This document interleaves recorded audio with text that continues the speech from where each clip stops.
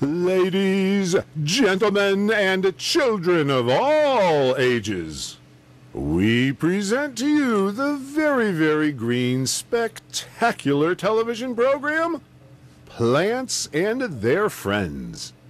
Sponsored by the Dogwood Alliance, a true friend to the southern Appalachian forests, where many plants live.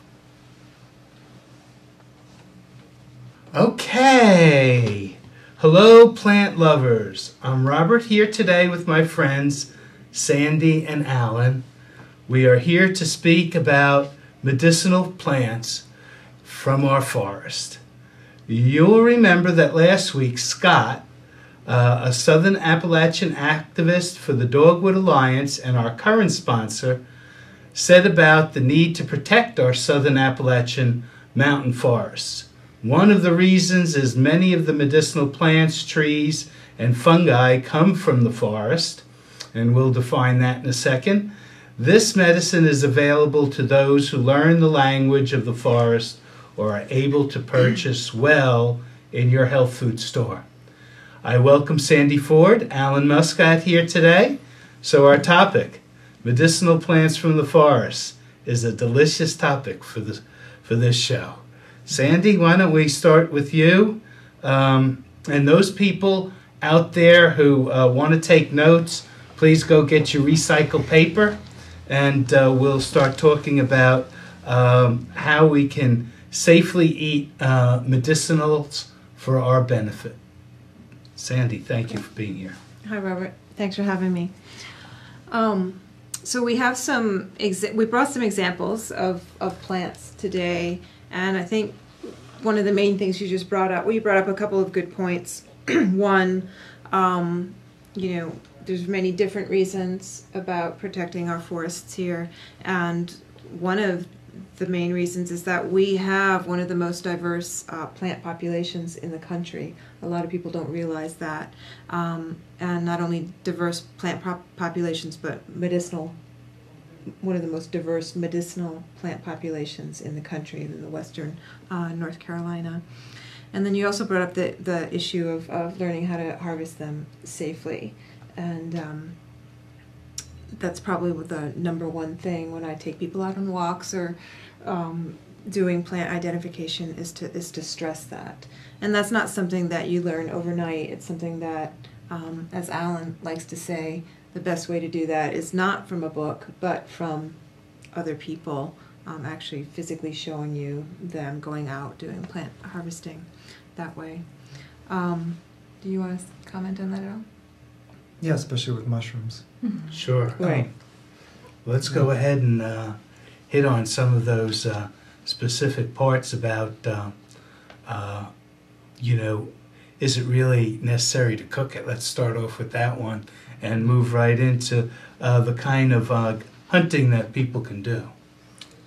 Well, for mushrooms, it's like plants. You want to learn not just the edible ones, but the poisonous ones. And as far as cooking mushrooms, all mushrooms, when not cooked, are to some extent inedible. So there's pretty much a range there. You have things that'll kill you. You have things that won't kill you, but will make you wish you were dead. You have things you might feel really badly about if you try to eat them raw. Even a bunch of mushrooms from the store can be a problem. So it's important to cook them. Some actually have toxins that are destroyed when you cook them, including morels, which are really popular here. Sure. You know, morels are delicious. Yeah. So there's a lot involved, not just identification, but preparation as well. And what was the second question we had? Well, in hunting them, yeah. What are some, when should we go and where should we go? Yeah. Well, even more so than plants. I mean, it's all. I always balance in the classes between discouraging and encouraging people, and it's complicated. So I can't give a simple answer. Like, it depends on what mushrooms. When is generally, except for morels, June to October. Morels is like late April, early May. Exactly when in that period you go, you only learn through experience or you find out through luck, because it depends when it rains, it depends what temperature it is exactly. Where you go is what most people know mushroom hunters keep a secret. You know? The good ones. Yeah, where your spots are. But where your spots are is almost a small percentage of what you need to know, because you don't know when they're going to come up in those spots. Even if you know where the spot is, unless it's in your backyard and you're watching it every day. Yeah. It can be challenging to check it. You know, what if it's an hour away? Although certain mushrooms do tend to have a range of when they start coming out. Like, for example, reishi. You want to show the reishi mushroom? Mm-hmm. The reishi is a spring mushroom. No, this is a perennial mushroom that tends to come out every year in the same spot. They do like to grow on hemlocks, and they're a spring mushroom. So, you know, come May or something like that, you might kind of start thinking, oh, maybe I should check my reishi spots. You know, so there is a range, but again, within that range, it depends on, have we had enough rain? Have we had enough rain combined with the right temperatures, that sort of thing. Whereas, you know, chanterelles are more July, you know, you start looking for your chanterelles. Maitake mushrooms, you start looking for them maybe more late August, September, October, that sort of. So there is somewhat of a time range there. Yeah, yeah. Often. Well, one of the facts that I kind of wanted to explain was, you know, we have a problem in harvesting. One of the plant's biggest problems is over-harvesting. But it would seem to me with mushrooms, it's more like a haircut. There are some plants that, Galax is an example to me. You cut it, it just helps it rejuvenate. And the mushroom in some cases is similar in that respect, is it not? Yeah, you pick a mushroom, you know, you're picking the fruit. So, you know, when you take apples off a tree, you're not hurting the tree any. If you manage to get all the apples, in theory, then we're not going to be more trees hatched. And but the mushrooms come out gradually. Like I said, it's hard to time it, and you're not going to get them all if you tried. So I encourage people to try to pick as much as they can, and they're not harming things, and it's better than buying your fruit in the store from California. So it's really a great way to encourage keeping the forest uncut where most of the mushrooms are, and yet getting something out of it. Exactly.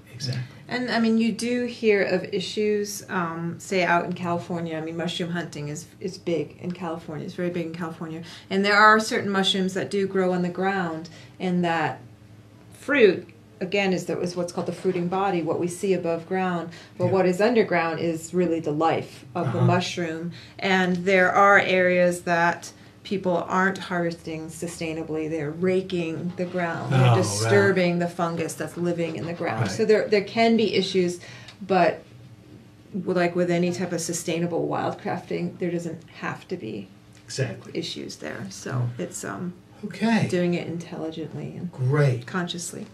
So let's maybe talk about some other things that you have here. Okay. We can move over and show something in the next. There we go. We want to talk about. So maybe we'll talk about some of the plants we brought in today. As you can see here, this lovely patch of really fresh greens here. This is a plant called chickweed. The Latin name is Stellaria midea, and that Latin name actually comes from the flower. The flower is means star in the middle, and it's got this tiny little flower, and it looks like a little star.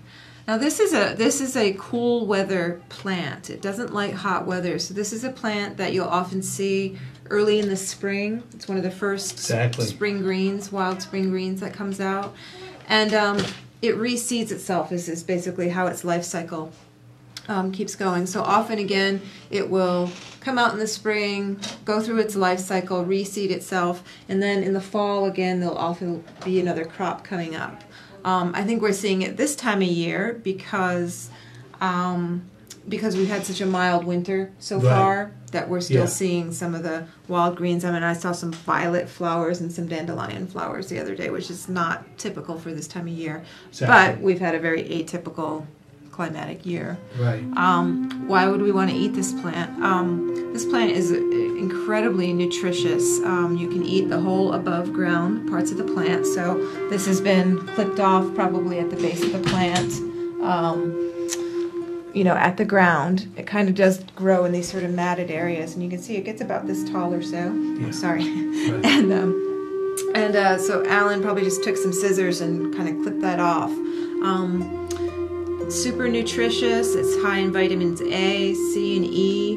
It's medicinally. It's what's called a lymphatic tonic. It has a nice action on the lymph system. Helps stimulate our lymph. A lot of people don't realize that our lymph system is a hugely important part of our immune system. Exactly. It's actually how a lot of our immune cells circulate through the body. So this is just a really nice food. And one great way that we like to eat it certainly can just be chopped up and added into salads, is to concentrate it. This is a pesto.